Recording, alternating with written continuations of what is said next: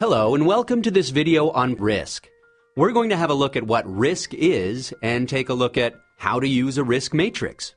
First of all, what is risk? Now, if you think about it, life is full of risks. From the time we wake up to the time we go to sleep, and even in between. For example, there are risks associated with breathing. Did you know that air pollution causes about 7 million deaths each year? There are risks associated with eating. Foodborne illness causes about 420,000 deaths each year. And then there's traveling. Road accidents cause over 3,000 deaths each day. In fact, every day we have to make constant decisions about the risks we face. Now, there are situations in which we need to know what the risk is from certain events so that appropriate action can be taken. For example, what's the risk to health from a new influenza virus, an industrial chemical accident, or a bushfire? But first, what exactly is risk? Risk can mean different things to different people and in different contexts. But in very simple terms, risk can be thought of as the product of how likely someone is to be exposed to something bad, a hazard, and the consequence, which is how bad the outcome will be. Let's have a look at an example. Say you have to cross a road, and you're trying to figure out what the risk associated with this is. Let's take a look at some different scenarios. In the first scenario, our hazard is a bicycle. Let's assume there are only bicycles allowed on this road. Let's also assume that the road is not that busy, and there's only one bicycle every 5 minutes on that road. Now, because bicycles don't go on that road very often, the likelihood of the bicycle crashing into you is low, right? If the bicycle does crash into you, the consequence of that would be relatively low, wouldn't it? So in this scenario, the likelihood and the consequence are both low.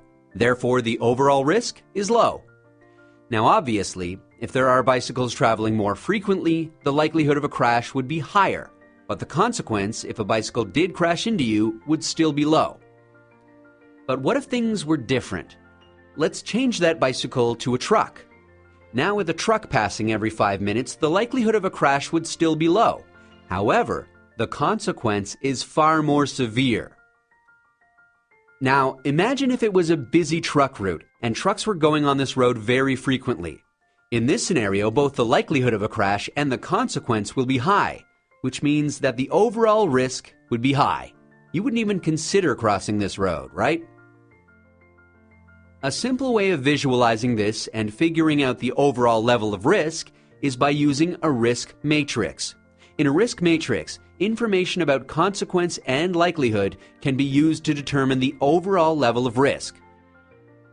Let's have a look at a simple risk matrix.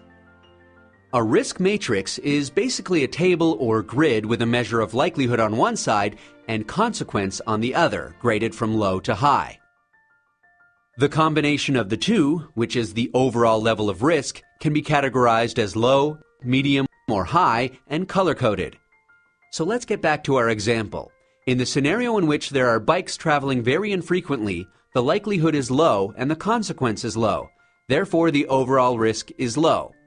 When there are more bikes, the likelihood is high, but the consequence is still low, and therefore the overall risk is medium. Let's consider the truck now. In the scenario where trucks are infrequent, the likelihood of a crash is low, but the consequence is high. The overall risk is medium. And if it's a busy truck route, the likelihood and consequence are both high, and therefore the overall risk is high. So that's how a risk matrix can be used to determine the overall level of risk using an assessment of likelihood and consequence.